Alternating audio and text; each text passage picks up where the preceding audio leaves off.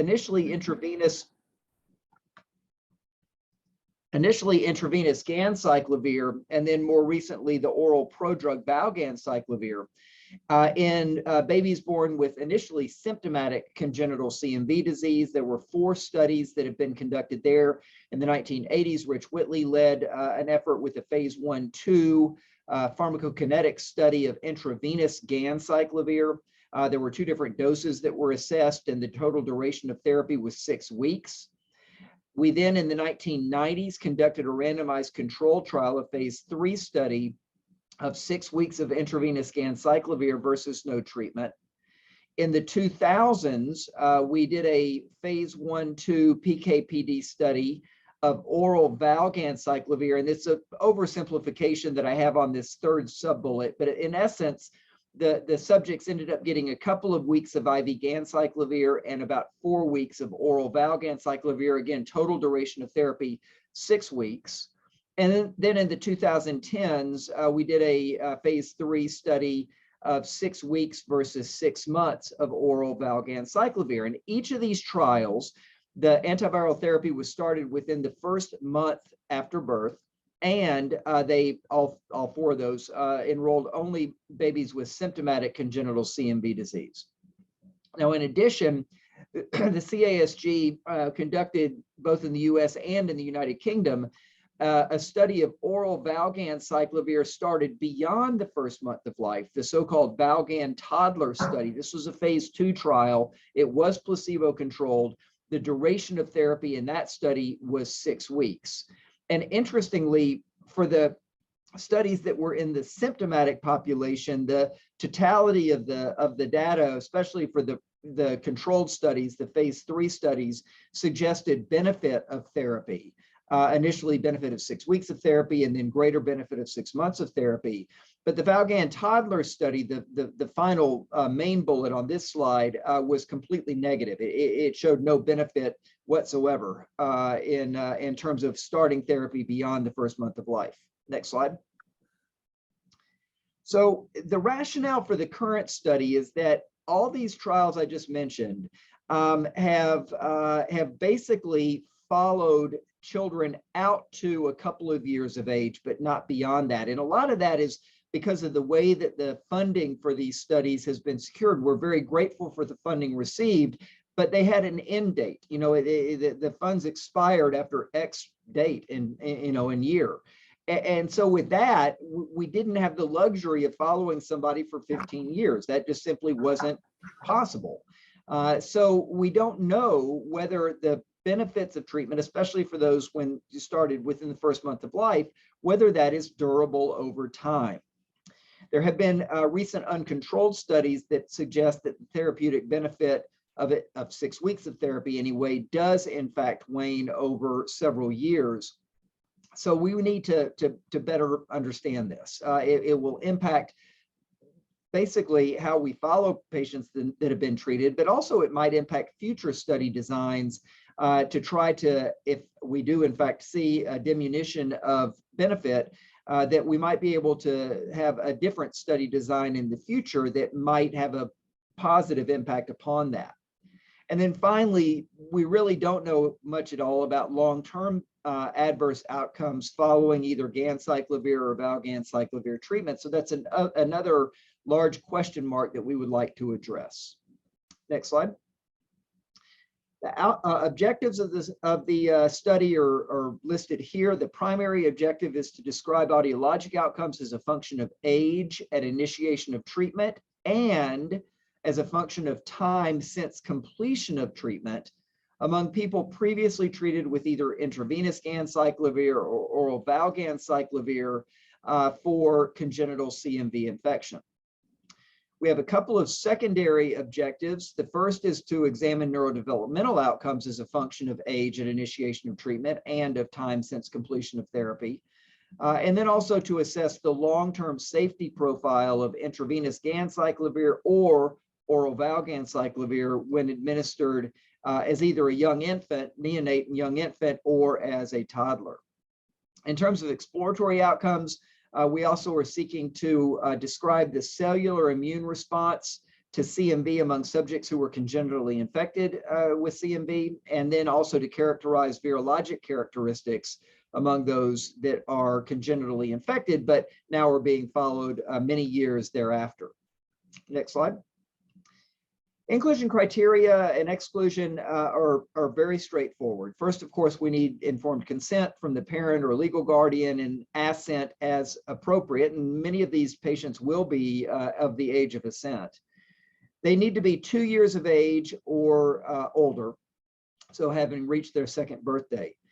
And then they need to be characterized as one of the following: either prior receipt of intravenous ganciclovir or oral valganciclovir for the clinical treatment of congenital CMV by clinicians at a current or former CASG study site.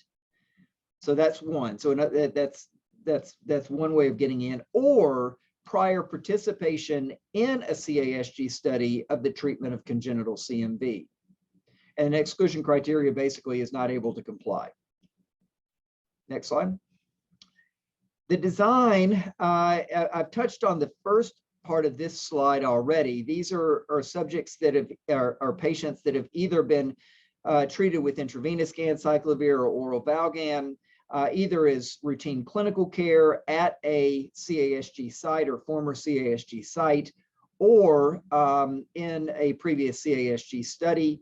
And we anticipate these studies would include the 109 study, that is the PK/PD study of oral valganciclovir, or the 112 study, which is the 6-week versus 6-month oral valganciclovir, or the Valgan toddler study that I mentioned before. We did enroll just a handful of subjects on the asymptomatic CMV study before that one was closed due to toxicity issues. They would be eligible.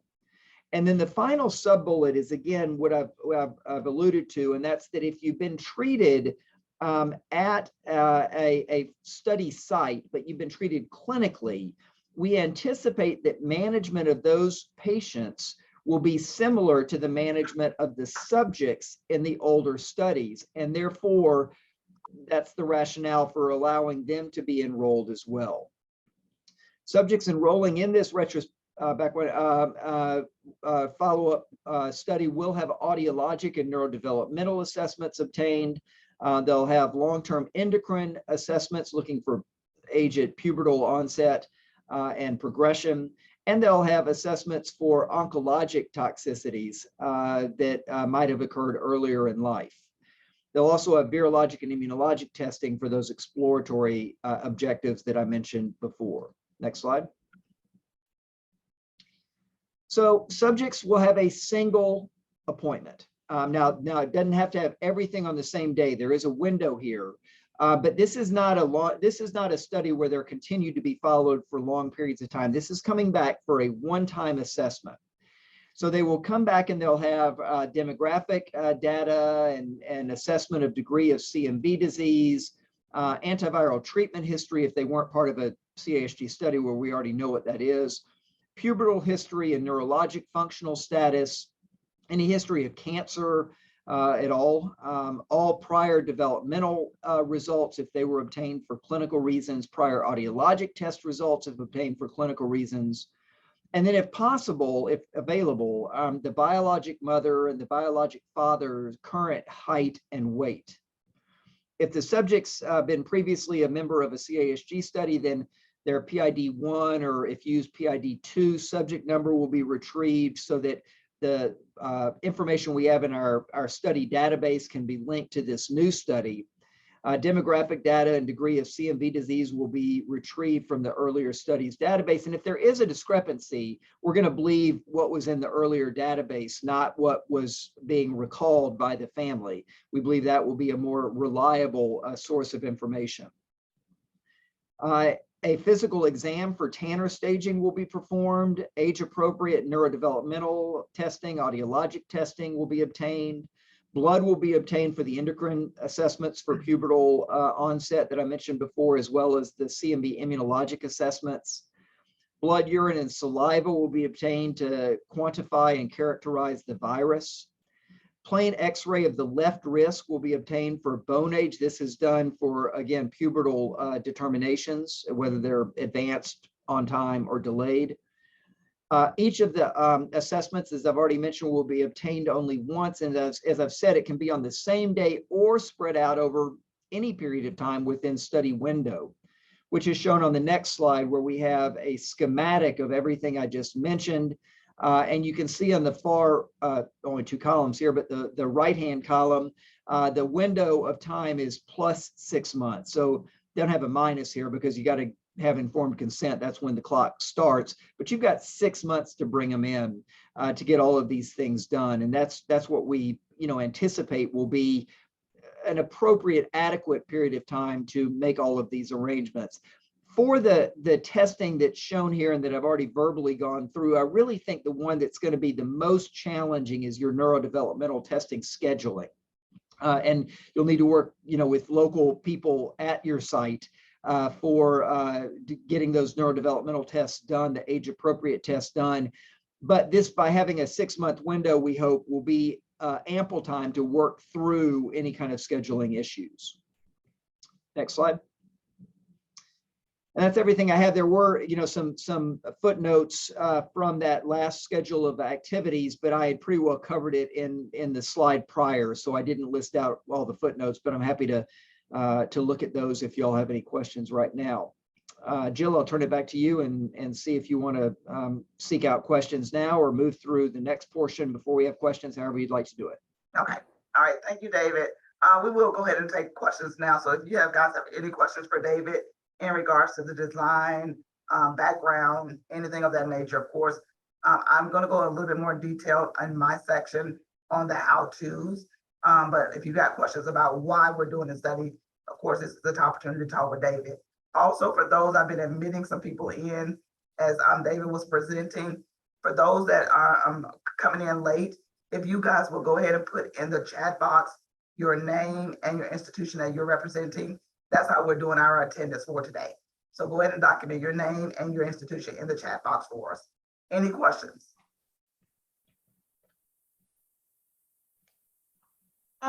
Yes, Miriam. Hi there. David, I think this is fabulous to be doing a long-term outcome. So that's great. Thank you. So I just want to make sure I'm clear. So we're not going to do any controls of congenital CMV that for whatever reason, they weren't symptomatic early on. So we're not going to do those asymptomatics that did not get treatment as controls, correct? That is correct. Okay. Marion, one of the things you say makes me want to emphasize that the challenge, I think, with this study is not going to be so much getting the patients back. Now, we won't get all of them. Some of them will be lost, or they'll say, no, we're not interested. But we're going to, I think, probably more than offset those numbers by the clinically treated patients. The challenge here is going to be the statistical analysis, and we work carefully with Chichi Aban to make sure that she has a good understanding that this is a bit of a mishmash of patients, and not everybody is going to get compared with everybody else. It may be that if a subject will be compared with their earlier hearing, and if we have adequate earlier hearing, all good. But if not, then they might not be compared for the audiologic or developmental outcomes, but maybe they would be for the safety outcomes, for example. So it'll be an interesting analysis to do, but that's sort of a side response. I used your question to remember to say, but you're right, they need to be treated. So if they're followed and were not treated, then they would not qualify. And then I had one other question. Well, I'm sure I'll have many, but there are other people that might have questions as well. I had one other question for me. Some of the patients I treated clinically before the CASG 6 weeks versus 6 months study, my standard of practice was doing more like a toxo treatment of 1 year. And so the patients that I treated clinically that started before 30 days of life, but were treated for a year, eligible, not eligible? Eligible. The inclusion criteria, and of course we'll capture that information, duration of treatment. But the inclusion criteria only say if it's outside of a study, prior receipt of IV ganciclovir or oral valganciclovir for the treatment of congenital CMV infection by clinicians at a current or former CASG site. There's not a duration of therapy, minimum or maximum for that matter. Thank you. Thank David, you. this is Mark Abzig. Just to clarify then, for clinical treatment, that could be for any clinical manifestation, including just hearing loss, correct? That is correct. Well, yes, treatment of congenital CMV. That's right. You know, I mean, you can't treat them for, you know, GBS. That wouldn't count. But any manifestation of whatever the clinical judgment was for therapy, that we want to sweep this in. We've got a good opportunity to get a lot of information. Probably some apples and oranges, you know, but we'll work through that on the back end with our analysis, and we want to gather as much as we can, including the safety data.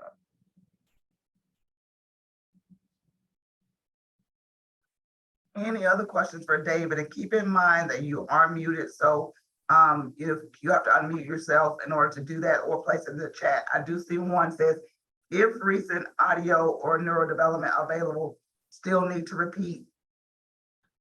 This hadn't come up before. I think the answer is yes. Because I don't know what recent means, you know. I mean, and then if we start applying a minus window where we would want to sweep in any clinically obtained results, but I do think that we would want a study related and study paid for audiology and developmental result in the database. And now, if it was recently done, let's make up a recent, it was a month ago, then you've got 6 months to do it. And you also, I will hear from Sarah Dowdy maybe a little bit later on about the last time we can enroll. I believe this is into 2025. Is that right, Jill? Do you remember that correct? Do I remember that correctly? That sounds very familiar. And so, you know, if somebody had one of these tests in early, or say mid 2022, enroll them next year or in 2024.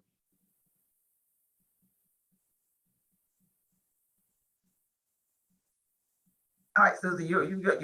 You have a question for David?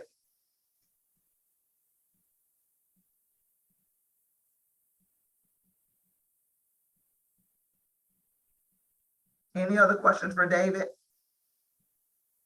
The hormonal testing, is that going to be sent out, or are you going to need us to do that locally?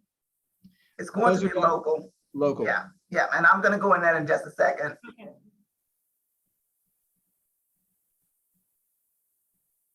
All right, have there been any treated children develop malignancies? Not that we know of, at least not that I've heard of. But you know, this isn't a mutagenic infection in some animal models, and so it's always been a concern, and we've always had it in our informed consents, you know, as a possibility. But we've not seen it. The most we've done for anything like this was a study called the 108 study, which never got published. It was an attempt to bring back it was probably in the early 2000s. And it was to bring subjects back who had been treated in the 1980s in Rich Whitley's original phase 1/2 study, PK study of IV ganciclovir at the 2 different doses.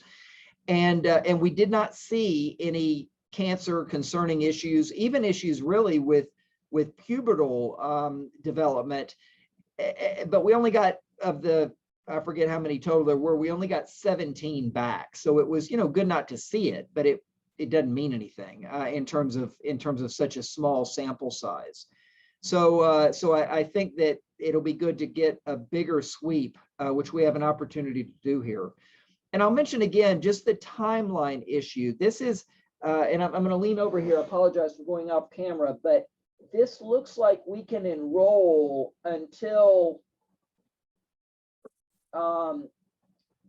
probably the first quarter of 2025. If I'm saying that correctly with my Gantt chart.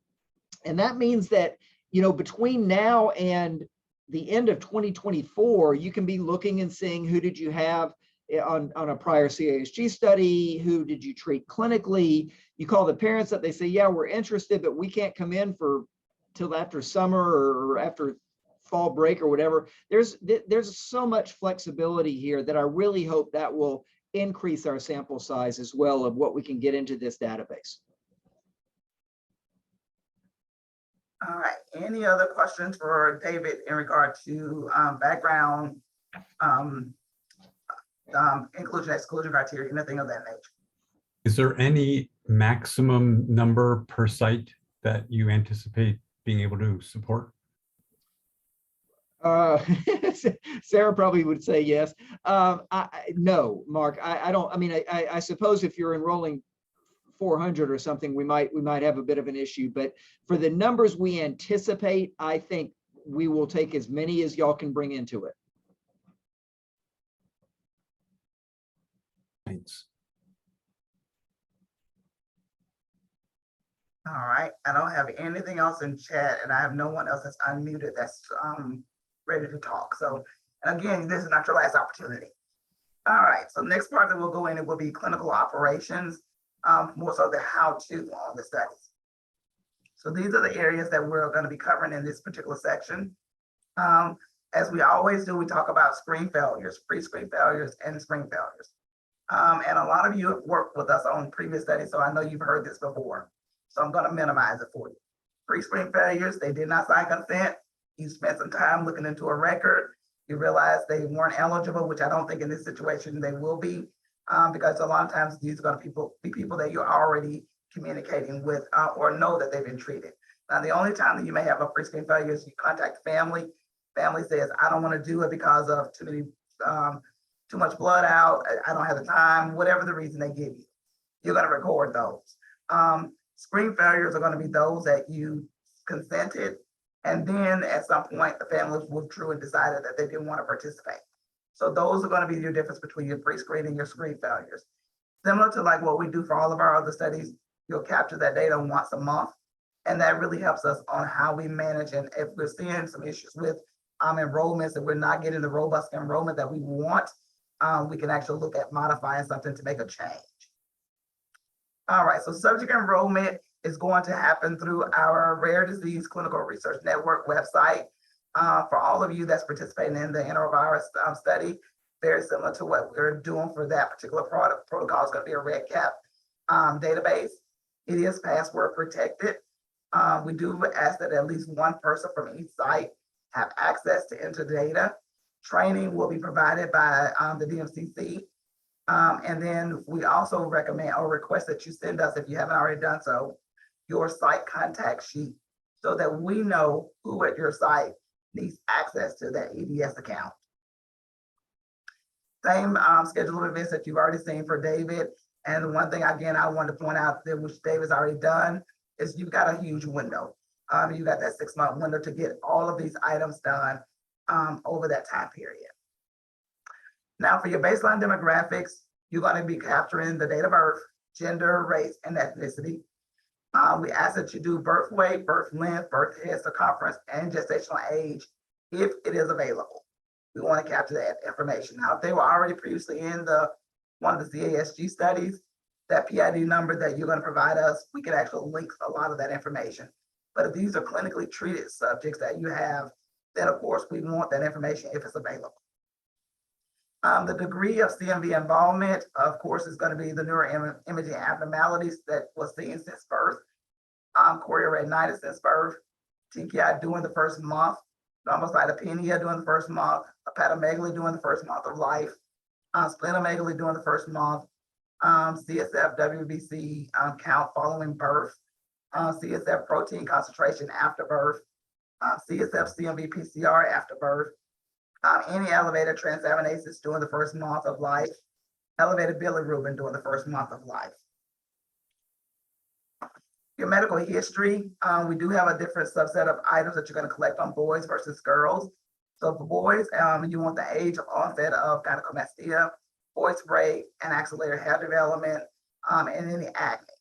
For your girls, you want the age of onset of sort of the period, the regular period, regular menses, axillary hair development, acne, and a history of any prior or current pregnancies. For medical history for both boys and girls, you want to document, and this is like what David has already mentioned, if they weren't previously enrolled on one of our CASG studies, you're going to document their antiviral therapy treatment history. We also want to know if they've had any tumor or cancer history since the completion of their therapy, their functional status since the completion of the therapy, whether they're normal, impaired, but able to live at home, or if they're institutionalized. All prior neurodevelopment test results will be captured. All prior hearing test results we want. And as David has already alluded to, we want the biological parents' current height and weight if it's available. For your physical exam that he was referring to for your Tanner staging for boys, you want to do the genital development. You want to do your testicular volume, your pubic hair, current height, and current weight. For your girls, you're going to do breast development, pubic hair, and current height and current weight. Neurodevelopment assessment is going to be age appropriate. So for those that are under or the 42 months or under, you're going to do the Bailey-5. For those that are 43 months to 5 years of age, you're going to do your WIPSI-4. For those that are 6 years to 16 years of age, you're going to do your WISC-5. For those that are greater than 17 years of age, you're going to do your WAIS-4. We do, as David has already alluded to, we do recommend while you're preparing to get this study undergoing at your site, that you start looking into where in your institution that you can actually get these tests scheduled. I know here at UAB, we ran into some issues trying to get it scheduled through our clinical department, but what we realized is also our because we're in a UAB institution, our psychology department also schedules these and performs these. So that was one mechanism that really worked for us. They were very excited to do this for us. So, you know, there are some options that you have there, and you might just want to start to look into where would be the easiest and the best access for you to get your subject scheduled at your site. And also to make sure that they have the current version, these versions that are listed of all of these assessments readily available at your institutions. For your hearing assessments, you're going to test them consistent with the cognitive and behavioral ability of the child. OAE testing and or ABR will be supplemented testing when indicated, or should an audiogram is not possible. We are collecting some blood for T-spot. So for those that are ages between 2 and 9 years old, we want to collect 6 mils of blood. For those that are greater than 10 years old, we will collect 12 milliliters of blood for those for the T-spot. T-spot is going to be the only blood sample that you will collect that will go to a different lab versus the UAB Central Unit Lab. It's going to go to our University of Texas Southwestern Lab, which is being in conjunction with Oxford Immunotech. So collection of that T-spot collection is going to be, you're going to collect the minimum required based off of their age. You want to label your tube. You're going to store that 18 to 25 degrees Celsius until you're ready to ship it to the lab. Now, these samples must be shipped to Oxford Immunotech lab within 12 hours of sample collection.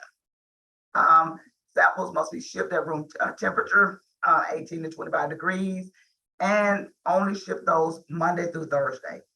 Do not ship them when the arrival of the sample will occur on a Friday, Saturday, or a national holiday. The lab, that particular lab, does not receive on weekends or holidays.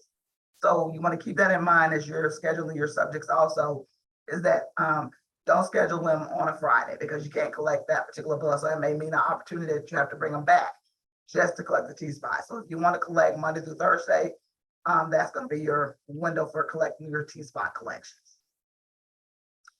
This is the address that you're going to be shipping those T-spots to.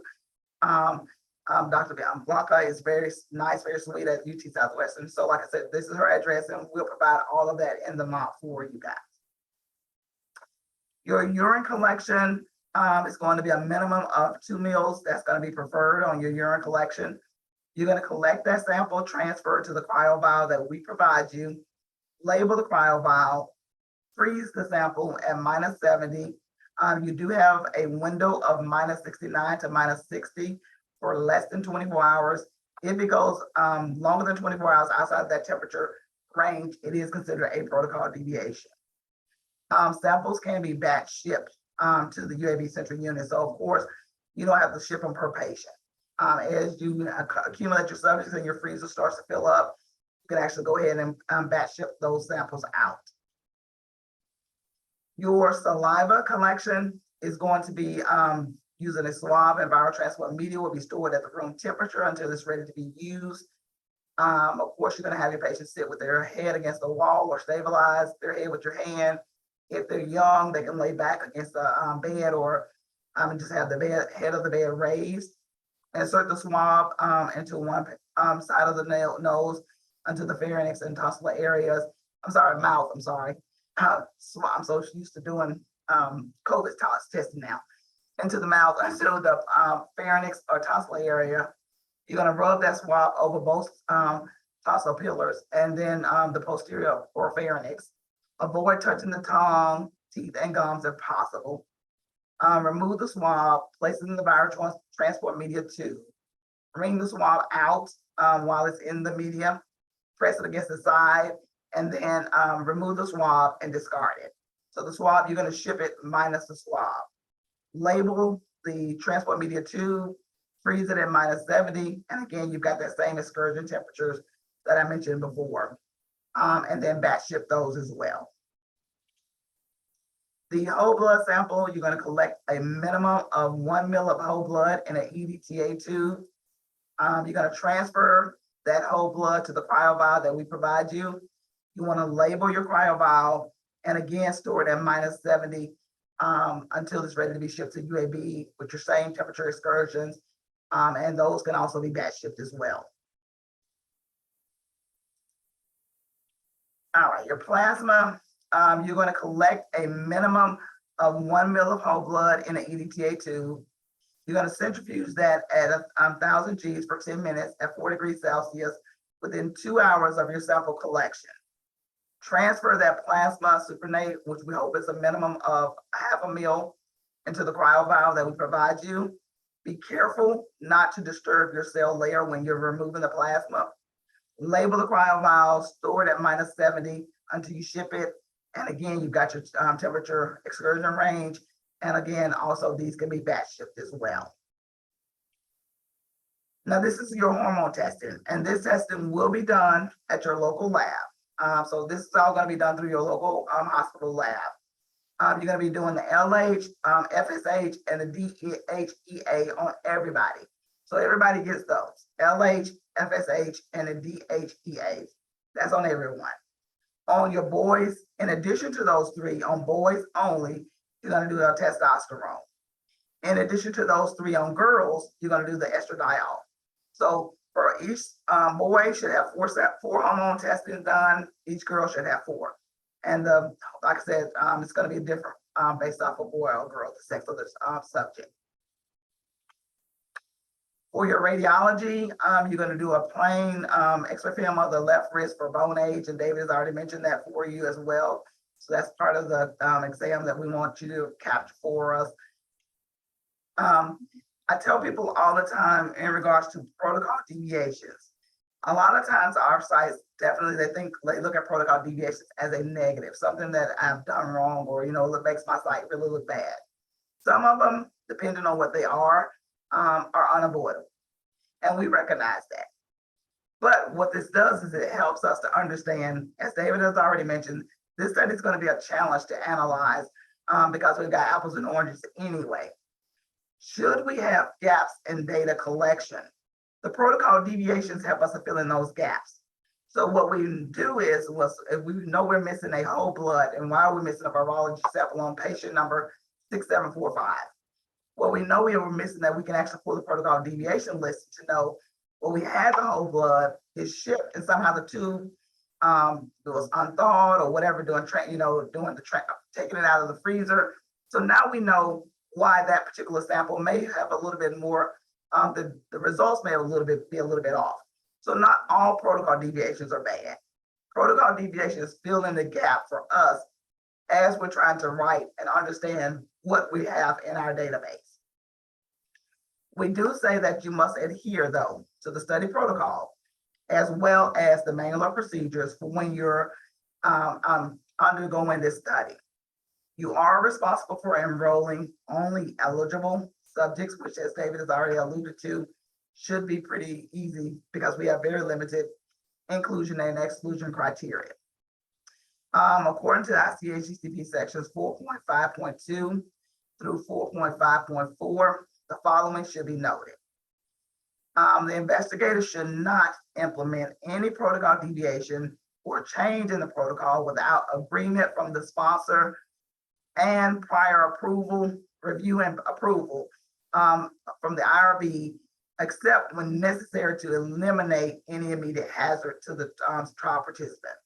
We do not anticipate that to be a situation in this particular protocol. The investigator or designee should document and explain any deviation, and you're going to do that during the protocol deviation by completing that deviation form. For a deviation to eliminate hazard to a trial participants without prior approval from the IRB, the implemented deviation or change, the reasons justifying it, and if appropriate, the proposed protocol amendment must be submitted as soon as possible.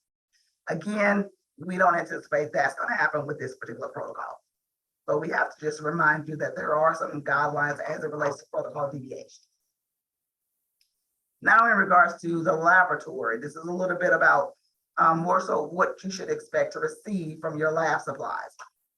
Your lab supplies will be shipped to your site upon site activation.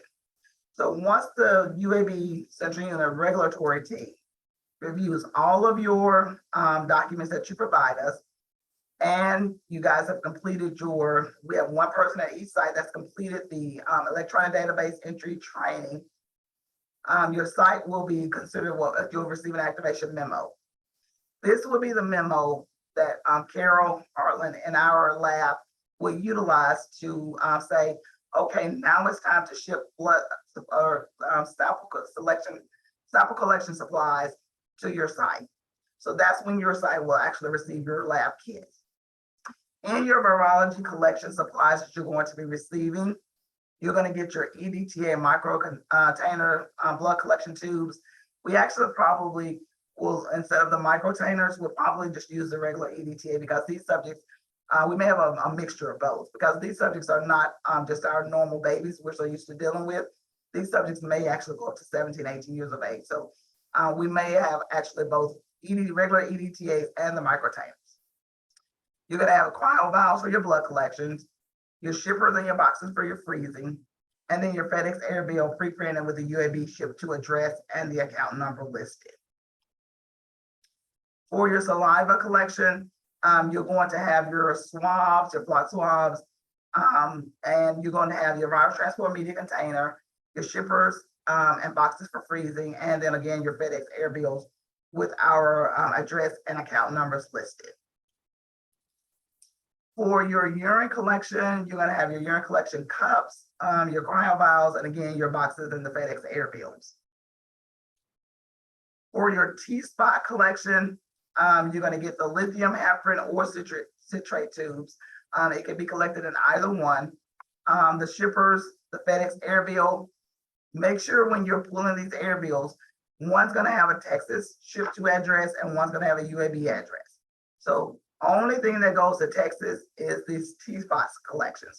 So that particular sample is the only one that out of your sample collections that will be going to Oxford Immunotech Lab in Texas, versus everything else comes to UAB. I just want to make sure I'm stressing that because we don't want to accidentally send your virology samples to Oxford. And now, of course, Oxford's got to turn around and send them over to UAB, and then the possibility of those samples unthawing. So make sure you're paying attention when you're pulling those air bills, which one and where you're sending to.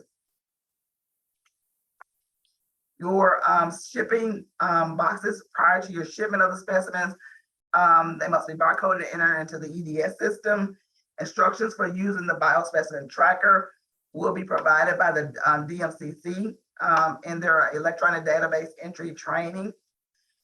You're going to place that grid box containing the cryo vials in the plastic biohazard bag with the absorbent material. You're going to seal it, print the shipping manifest that you're going to get from the biospecimen tracker.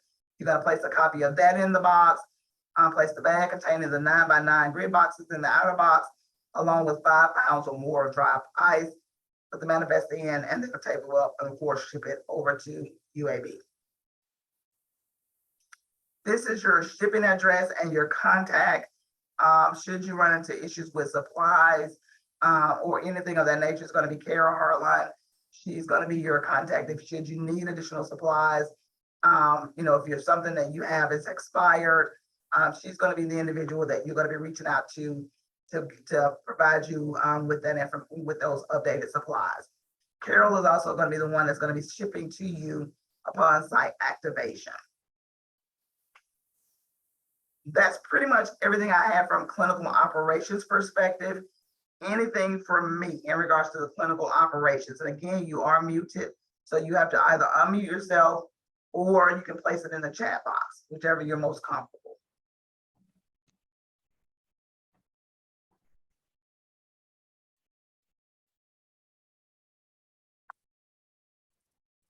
Jill, I just want to point out how happy we are to have Carol joining us. She's taking over what Jennifer Potter did for many years, and the address is different. The shipping address is different. So just want to draw people's attention to that. They'd go to the MOP and anyway, but just can't pull an old MOP because it might have an address that is not any longer where we would want things to be sent. Yes, that's a great point, David. Yeah, definitely. I sent out a memo to a lot of the sites that are participating, but absolutely, you want to pay attention that the old address that we used to ship to, you no longer will be shipping in. I know for our sites that's been with us for years, historically, you're so used to dealing with Jennifer and that address, but make sure you're paying attention that Carol Hartline is going to be our new address for shipping supplies. Shipping samples. I've got a couple of questions here. It says, you are sending us the slides, correct? Yes. We will be posting these slides as well as we're recording this presentation now. We'll be placing both of these on the study website, which will be on the RDCRN CPIC website. So for those that are, like I said, doing the enterovirus study with us, you pretty much already know how to access that. And so again, we will have a box folder there and we'll be placing all of that information in that box folder. So sometimes audio assessment requires anesthesia. Would money allotment cover that? Sarah, You want me to? Yeah, you are money girl. You know I don't know. Okay. Absolutely nothing. This is Sarah Dowdy. I actually don't think when I did our workup of budget that I thought of that, but I guess it would be helpful to know from Sarah Vora or from any of the sites how often you might think that might come up. I can certainly get prices here and reassess, how much, what the difference would be if you need anesthesia. You'll see in my slides, we're going into a new grant year. And so your subawards will be coming out soon. And we have some ability to make some adjustments before we finalize if we need to, Dr. Kimberlin, considering that need. I would point out that most of these are going to be older children, if not teenagers. So on the other hand, some of them have some neurologic impairments, some pretty significant neurologic impairments. So it's a good question to think about, but I tend to think mostly about anesthesia in the younger children, which maybe is why it slipped my mind as well, since these will be mostly older children or adolescents. But when we design the invoicing, perhaps we can just add that extra funding, if done, you could invoice for it. We could look at that. And Sarah Vora, I see you're unmuted, so I'm not sure if you had an additional follow-up to the question that you wanted for Sarah Dowdy. No, I think, I don't think it's a common event in the older kids, as Dr. Kimberlin said, but it does happen once in a while. So we just want to make sure that there is a mechanism. And I think an invoice option would work fine as well, if it's kind of an infrequent event. All right, so I've got another question, says, are the audiometry just moved on me? Is the hearing testing and bone age scan standard of care, or are we just entering the data from the standard of care procedures, or are they truly research procedures? So my statement to that would be, if you're within your time of enrolling that subject, and in that 6-month period, standard of care, your standard of care clinical team did a bone age X-ray, they did the hearing assessments, and that data is available, it's within the window, you can actually capture it. So that is an opportunity for you to capture something from standard of care. If it is not done as a part of the standard of care treatment for a follow-up for that particular subject, then we are, as the research study, requiring you to capture that, to collect that data, and it will be covered in your invoicing. So yes, so it's kind of if it's done for clinical care and it's within the window, you can utilize it. If it's not done for clinical care, and your subject is not planning to have that done, we don't mandate a standard of care perform it, but you will do it for research, and of course, it will be covered in your invoice that you're going to be invoicing for. Hopefully that answered your question, Teresa. All right, so then we got another one. Will you consider outside of the home in a supervised group home as institutionalized, or is that another category? If the older children, children, adults with cognitive impairment and cannot participate fully in the ways, can developmental neuromentalists use judgment and use another assessment?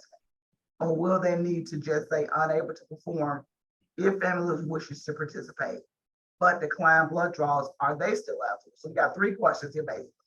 We've got, if they're in a group home, do we consider that institutionalized? In my opinion, I would say yes. David, would you agree with that, or what would you consider a group home? I probably would agree. What I think I'm missing though, where that came up. Jill, was It's that in Gail Demler's a statement, and the reason why I'm saying, because we've got the 3 categories. I'm going back to the slide here if I can find it real quick. The 3 options were, you got normal, impaired, but able to live at home, or institutionalized. I would say institutionalized. Okay, that's what I was reading as well. So then it says, also, if the older children are cognitively impaired and cannot perform the ways, so they're developmentally not able to perform the ways I'm testing, do you want them to try to do, pass it again. Do you want them just to say it's not able to be completed if they're still willing to participate? Or would a different assessment, with a more age-appropriate assessment, be acceptable? So yeah, that slide right there, and that's pretty much from the protocol. It's a really good point. We wrote it this way because, you know, the WISC-5, for instance, is for 6 through 16 years of age. But we probably need some more flexibility there, and so that it's, you know, that if they can't do a WISC-5, but they can do a WIPC-4 because of their developmental status, then that's how we do it. But I'll also say that I need probably to run that by our developmental people, because I'm not completely in my comfort zone when it comes to this. All right, so we'll make the follow. And then the next question was, if the family wishes to participate but decline blood draws, are they still eligible? Yes. So yes, I would say yes. I was gonna say yes. And then what, of course, you would have to do is you would have to do a protocol deviation for whatever you did not collect. So yes, they are still eligible. Just follow that with the protocol deviation, explaining why those samples were not collected. And then Mary has a question, will this be a centralized IRB? And the answer is yes. UAB will serve as a single IRB of record for this particular protocol. Any other questions? Great questions. Any other questions, comments regarding what has been presented so far regarding the clinical operations, the lab, or the background on why we're doing the study? If not, we're going to go next into regulatory. Jill, Good I'll just afternoon, mention- everyone. I'll Sorry, just Jill. mention one thing real quick, if I could. Okay. And this reflects more me on the having gone to UT Southwestern. This is actually UT Rio Grande Valley that's partnering with us and Oxford Immunotech for the T-Spot works rather than UT. It was another of the UT system schools, but not UT Southwestern. And Amanda, I bet had already paid attention to that as well. Yeah, I was gonna say, I forgot, as a UT Southwestern grad, I forgot, it's just like saying UAB in Alabama. We are not the same. We are sister schools, but we are not the same. Exactly. So Tina, I'm sorry to interrupt. that was It's definitely fine. my mistake. And so thank you, David, for clarifying that. You know, I'm so used to dealing with Pablo and Amanda at UT Southwestern. My mouth and my mind automatically went there. So thank you for clarifying that. And Amanda, I definitely apologize. I did not want to offend you. It's just like saying Alabama and Auburn here in Alabama. All right, Tina, you're up, regulatory. Thank you, Jill. Good afternoon, everyone. I wanted to briefly go over the regulatory requirements for this study. The objectives are to identify the required essential regulatory documents, discuss the single IRB, and discuss required training.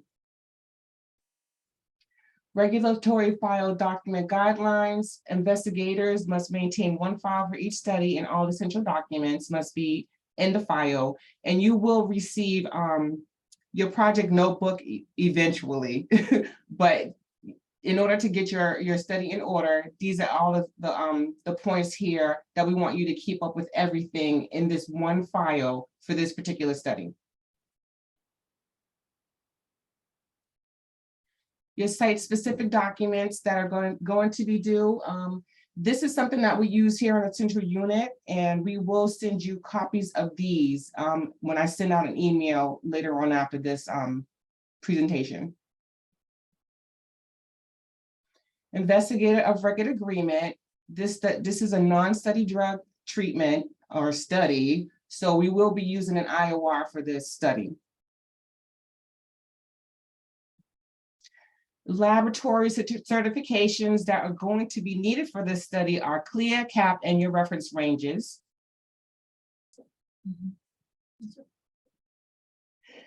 And also, we will need to implement clinical quality management plan for this study.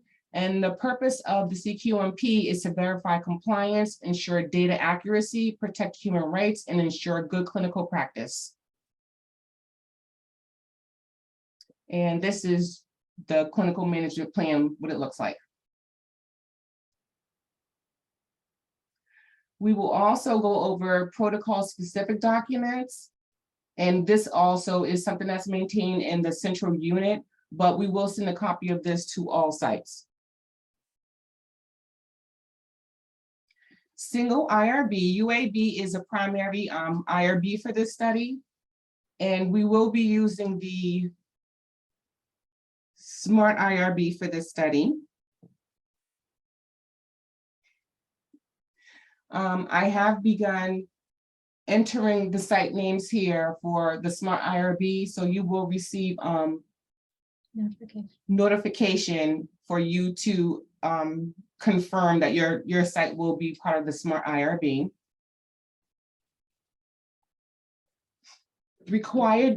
UAB required documents for this study: the consent and assent forms, tracked and clean, reliance agreement, and your local context information. Your consent form, you can only make changes in the highlighted areas, the yellow highlighted areas of the form, as well as the assent form. And for any additional changes to either of those forms, you will need to submit your local context form. And this will be the process of the informed consents. So you will need to get, once you receive your templates, you will need to get those back to us, and then we will review them, and then it'll just be the back and forth and making sure everything is in order. And then if you are not participating in a Smart IRB Reliance, we will need at least 1 page C letter or an IAA.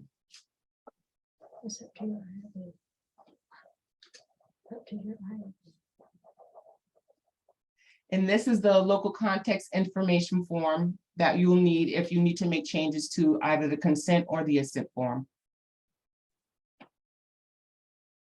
And then the training requirements for this study will be the GCP and HSP training, source document of at least one staff member, regulatory document training for at least one staff member, and then EDS training, at least one staff member that's going to be on the study. And please be sure to add that you attended today's presentation by filling out this information, which you will receive this in an email that I will send you after the meeting. And if you have any regulatory questions, you can always reach out to myself, Tina Robinson, or to Susan Branscombe, and here's our contact information. Does anyone have any questions in regard to the regulatory process?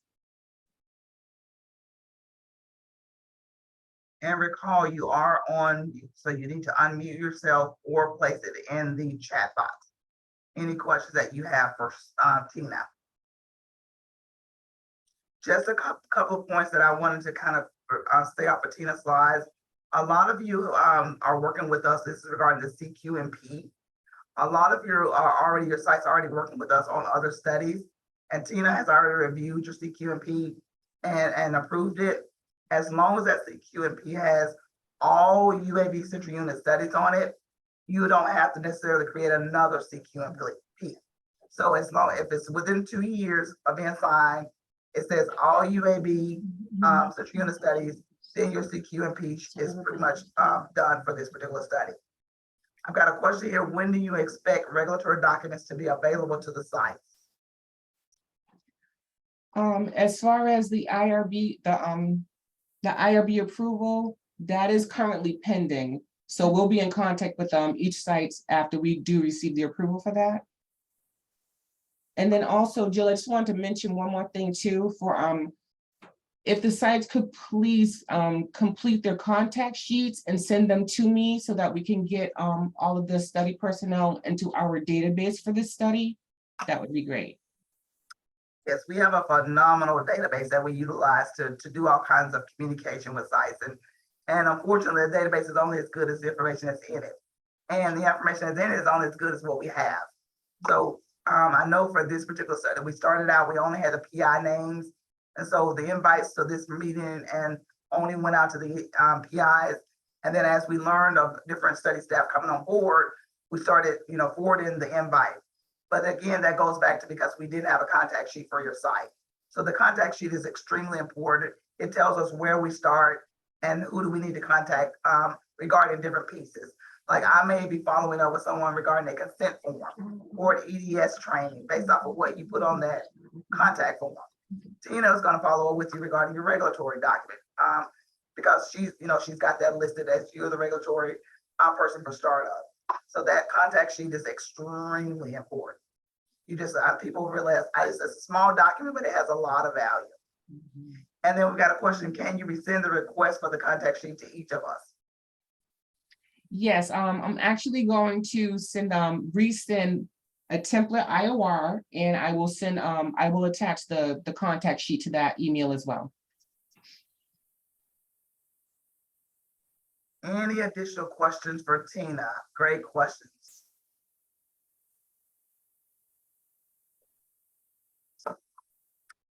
All right, we'll go now into that was your financial Sarah Dowdy. Hi, this is Sarah Dowdy. I'm the financial administrator for the U54 grant and many projects that we do here in the central unit. And I'll just be presenting just a few slides about your subawards and invoicing.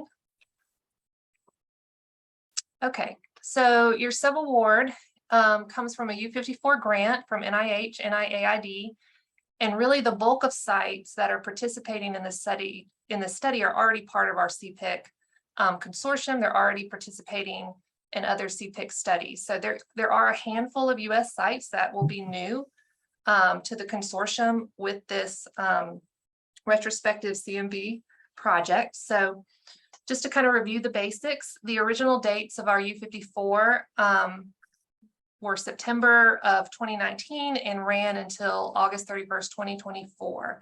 So a 5-year grant. We do anticipate a no cost extension of 1 year. We think that will occur with this year 3 that we're finishing up, but we're not sure yet. I'm still waiting on the next notice of award to UAB. So we're about to start September 1st, the 4th 12-month cycle of the grant. But with our no cost extension, as David said earlier, we could expect subjects to be enrolled in the study into 2025. So your subawards provide one year of funding at a time. And if you already have a subaward, you'll get an amendment for this next year that will include funds for all the studies that you're participating in. If you're new to the consortium, if you're new to this grant, I'll have a little bit of extra paperwork. And just to put another plug in for that contact sheet, I'll use information from that contact sheet to know who to approach for that financial paperwork to be set up. So definitely, if you're new to the consortium, we need that contact sheet in order to proceed with all the study startup activities. In general, your funds will provide a base allotment of funds for study startup, and really you can use it as your site needs to. You'll receive that annually, and then you'll receive per participant visit funds. And I think I'll get with the team and we'll do a little bit more thinking about how that invoicing should look for the per participant funds. We can separate it out per assessment if needed, just whatever makes most sense to the sites to get them their funds they need. So like I said, I don't have my notice of award yet for funds that start September 1st, but I hope to soon. And we hope that you will see your subaward by the end of September. So here's just some tips on invoicing. And so whoever does the invoicing, it might be helpful if you just provided these couple of slides to that person. We would like invoicing to be done at least quarterly. You can send it monthly if you want. It is cost reimbursable. So you invoice for what your funds you're owed after you incurred the cost. And that's for study startup and maintenance and for the visit payment. So your visit data should be entered in the EDS, the REDCap system before you invoice. And when you send me an invoice, I check with Jill and others to make sure that your regulatory is up to date and that your visit data is entered. And then here I've just listed some things that need to go on that invoice. It often comes up that I have to send invoices back because they don't have this basic information. So if you could just maybe pass this along to whoever does your invoicing, that will save them time and save us time from going back and forth. And there is a deadline for invoicing. The money isn't there forever. So hard deadline, which is a term of your subaward, is that you need to invoice by 60 days after the end date. So we're actually finishing year 3. Tomorrow is the last day of year 3. So I'll be sending out reminders. You need to invoice for the funds that you're owed for year 3 as soon as possible, but you do have a deadline of 60 days to get those invoices to us. So just the last slide, Jill. So here's my contact information. You can call me, you can email me. I also wanted to point out that Christine Steele is here in our office and she processes the invoices. So we're kind of a little mini team as part of the central unit. So feel free to reach out to us if you have any questions or comments or need any help or clarification about how the funding flows to you. So any questions or comments at this time? And keep in mind, you are on mute, so make sure you unmute or to place it in the chat box. Mark. Hi, Sarah. This is Mark Abzak. A couple of questions. One is, so you said there's no fixed price. So that means for both study maintenance and startup, as well as per visit, there's no set amount budgeted. It's whatever we invoice you for. No, it's, you can invoice us for costs incurred up to that certain amount. That's how the subawards have been reading. It's cost reimbursable. So when you send me the invoice for $5,000 for enterovirus, you're saying that you had costs up to $5,000. So there will be a set price for the visits and the startup.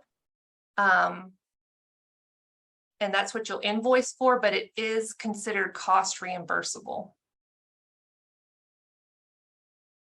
And did that answer your question, Mark? I'm not sure I understood it. Can you try Right. one more time, Sarah? Sure, like for startup, some people just invoice me for that total startup amount that's provided in the subaward towards the end of their study year. They're invoicing me for costs incurred up to that amount. Other sites actually invoice me monthly, little increments of their costs, and they can invoice up to that amount of the startup. Okay, and do you know what those amounts will be? It just depends on how you're spending the money. No, I'm saying, is there a max on study startup and a max? Oh, per oh, visit? yes. I think I sent out the study budget. I think it went out with the protocol. But I would be happy to send it to you again. Maybe send it to all of us again. Sure. And if we need to do a search for all the past congenital CMVs, our institution does charge us for that search. Is that something that will be reimbursable? I think that would be considered part of your startup. Thank you. And then Sarah, there's a question in the chat says, is there a stipend? So your per subject funds can include a stipend. Jill, if I'm correct, it's not specified in the consent how much you're giving the subject as an incentive or to compensate them for their time and effort. But you can use the per visit, per enrollment funds to provide a stipend if that would be appropriate at your site. That's correct. We don't actually stipulate that because we recognize that every city is a little bit different. Some cities like Washington, D.C. has a metro and it's easy to maneuver and get around. So it's not as costly to maybe travel. Whereas like here in Alabama, you have to have a car. So we don't stipulate what you actually pay your subjects. That's basically what you decide. How easy is it going to be to travel? How time consuming? How, what do you think will be of a benefit for having that subject? I won't say benefits, it's not a word you want to say, but an incentive for getting that subject to spend, that 4 to 6 hours with you to complete those particular tests. So are they only wanting to do it because of, you got maybe a really altruistic community and they are always signing up for studies, or if you realize you're in an area where it's, the socioeconomic status is a little bit lower. And so to have that little extra money to maybe get downtown and get to that hospital, that may be a little bit more of a benefit for someone. So again, we don't specify it. We leave that area blank in the consent form, and we ask that you enter in based off of your local area. Great questions. Anything else? Any other questions regarding budget or finance and invoicing? And I'm sorry, this is Sarah again. So I was just looking up, I think it was at the end of June, with the first email that came from CASG regarding the study, there was a site subaward budget in there, but I'll be happy to send it out again to the group. So you guys can take a look at that again, especially now since you know more detail about what the study will require. And there's a question also says, is the per patient allotment negotiable if our total cost for the test visit exceed the per visit allotment? Early email said $3,000 per patient. If I remember, which is about 1,800 direct, X-rays, radiology, labs, clinic fees, coordinator time, etc. Is there a possibility for negotiation? Is what the question was. Possibly. I think our general setup for this U54 grant has been to provide every site the same amount of startup and per participant funds. It makes it so much more manageable from our end, of course, and we've been trying to kind of average out what sites need so that their costs are covered. But that being said, I am happy and welcome any feedback that sites have about the adequacy of those funds. What more do you need? Because certainly if it becomes an issue, we want to work with sites to make the study work. You know, the funds are there to make the study work. So I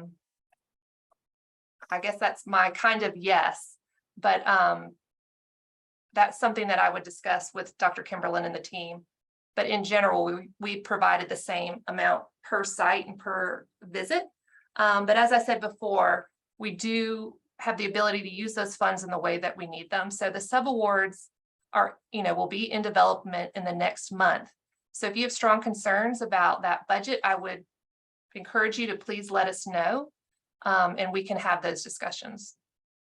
So I had a comment basically saying that neurodevelopment and audiology will be much more,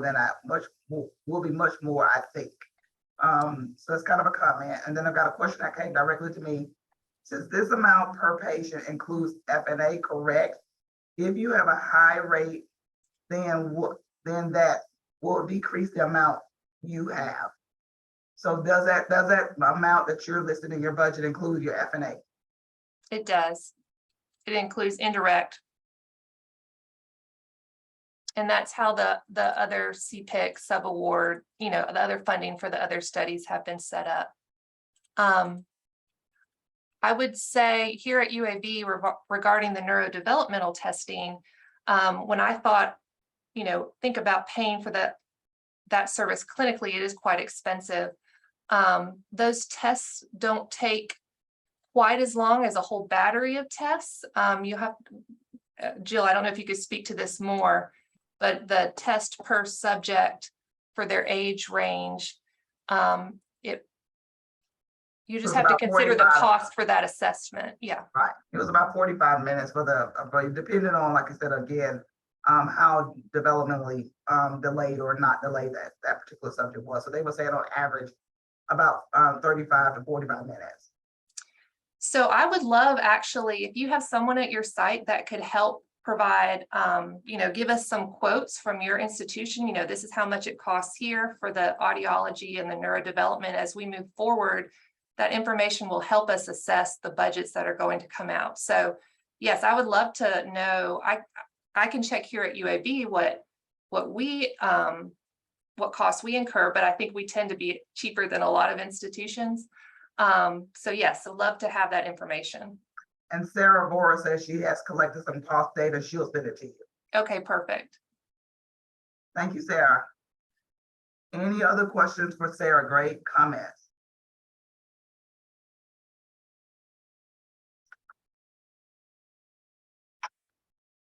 If not, then we're still monitoring the chat. I do want to just make a note and a plug for, if I admitted you into the meeting after we got started, if you can go ahead and put in the chat box your name and your institution. That is the method that we're taking our attendance.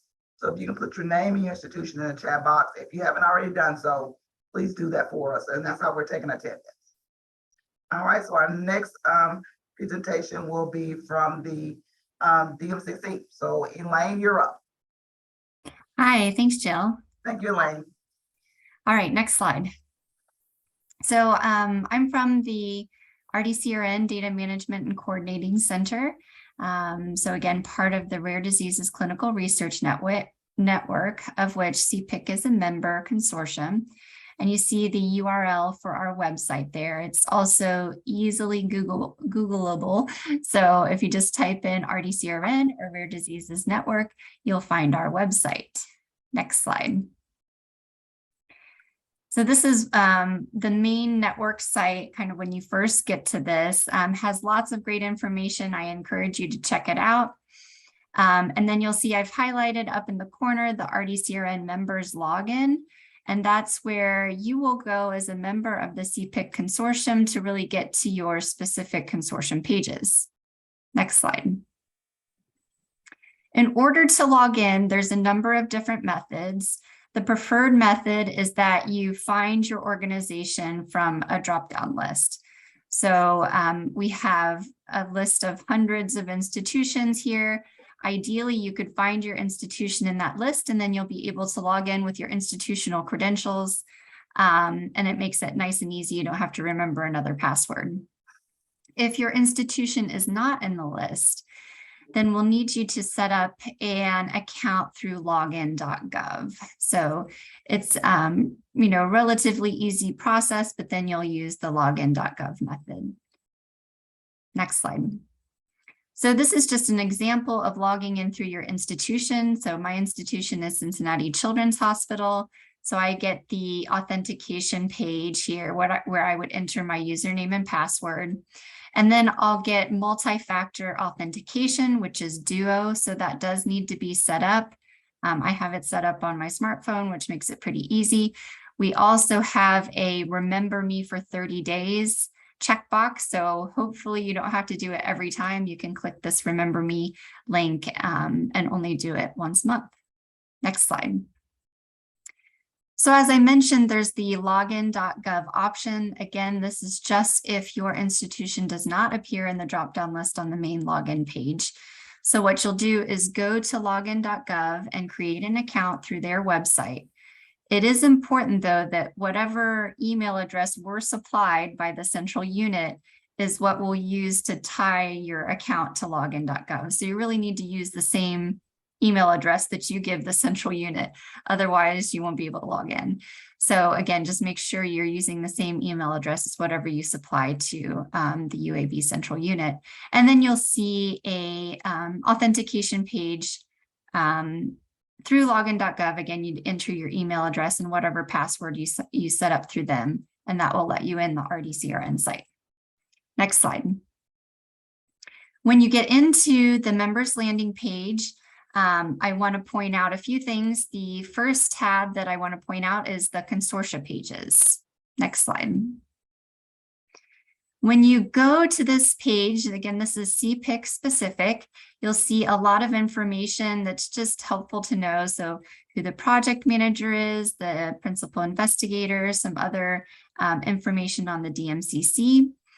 And then in the left-hand menu, you'll see a resources tab and a protocols tab. So we'll focus on the protocols tab. Next slide. So under this, you'll see a number of different CPIC protocols set up. Right now, we only have one, but we will have two shortly. So you'll click on the protocol of interest, which in this case is the DMID 220013, which we also have another name for at the DMCC. So you might also see CPIC 8604 reference that, but we'll have both numbers available. Next slide. And then when you click on the protocol, you'll be taken to a page where there's, three main links. One is to the database training, and this is something that you'll need to complete before getting access to the REDCap EDAS system. So you complete your database training and then attest to it. It's just a single question that says, I watched the video and understand the content. There's also a link to the REDCap project itself and a link to the biospecimen tracker for tracking your samples. Next slide. So this is what it looks like when you click on the training. You'll be taken to a Moodle software system and taken to the CPIC 8604 REDCap training, where there's a video you will watch. After watching the video, you'll just take a single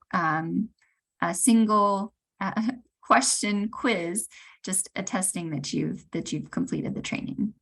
Next slide.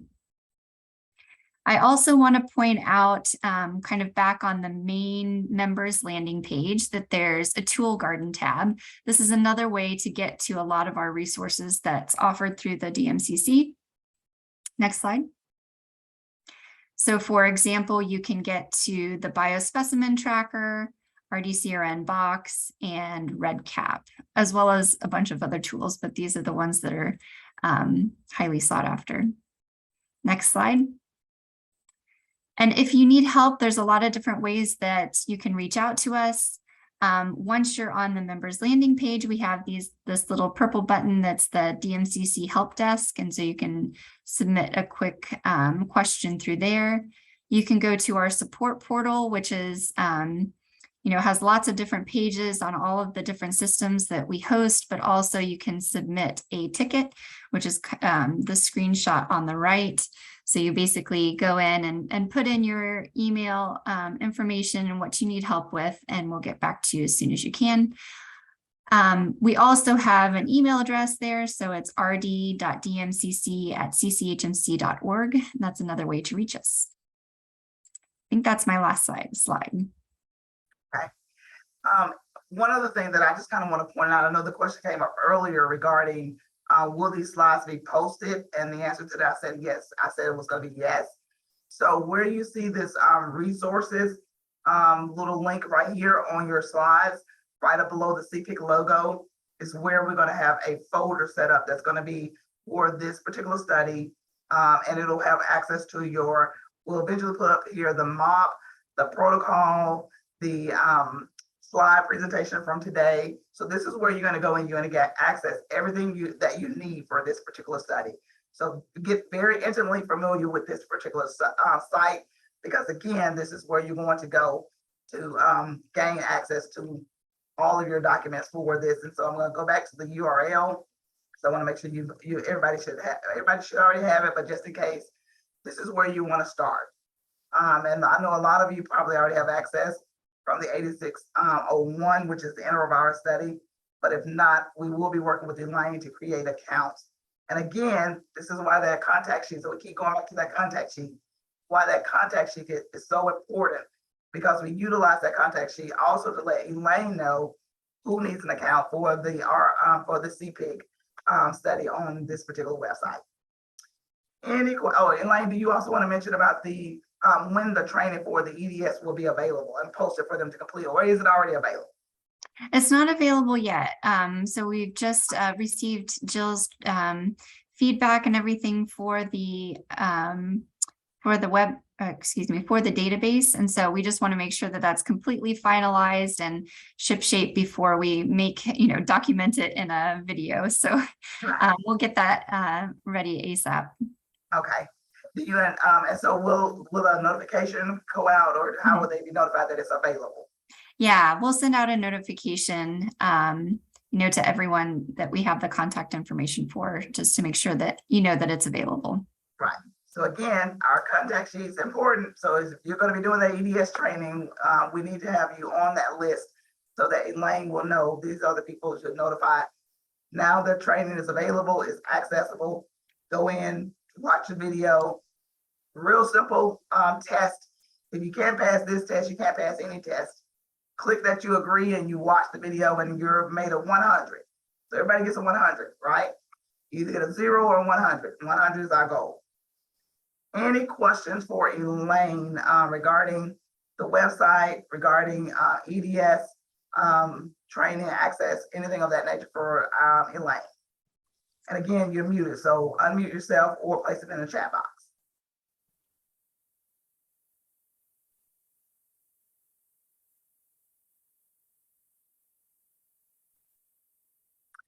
And while we're doing this, I'm going to be monitoring the chat as well.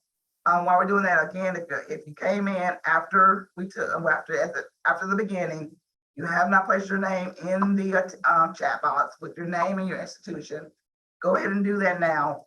That's one of the mechanisms we're documenting your attendance to this call today. Don't see anybody unmuting, don't see anybody typing. So David, I'm going to turn it back to you. Thank you, Elaine. I appreciate you. Thank you. All right. Turning it back to you, David, for you to wrap us up. Well, we're about 30 minutes ahead, so I'll just talk for the next 30 minutes if you'll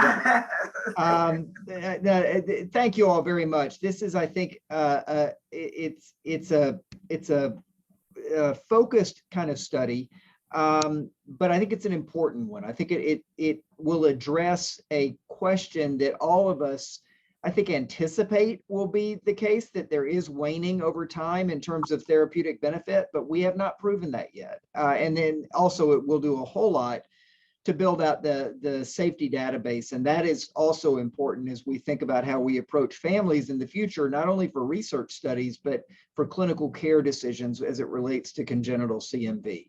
So I think it's an important thing that we're doing. It's exciting that we're all banding together to do it, since, you know, our group is the one that's really gotten us to this point with respect to how we manage congenital CMV, at least in terms of antiviral therapies. I've not mentioned before, but we're going to have collaborators as well in the United Kingdom that will be joining us. They're a little bit different in terms of the timing that they come on, because they have some different kind of IRB related angles and issues, and we've got to get State Department clearance and so on. So they're going to be a little bit behind the US sites, but we're excited to be partnering across the Atlantic with them, as we've done most recently on the Valgan toddler studies, but even on the CASG 112 study before that, and others as well over the years. We are here for y'all if you need anything at all. We don't have all the answers all the time, but we can find the answers for you. I was just during the last talk stepping out and going and talking with Sarah Dowdy, and we have a couple of ideas with respect to budget that she will put in the emails that come out to y'all to try to get you all to have the most amount of money possible to conduct these studies. We realize this is not a money-making endeavor, but it also shouldn't be a money-losing endeavor. I suppose that's about it. I can't think of anything else, Jill, before turning it back to you to see if we're ready to close out.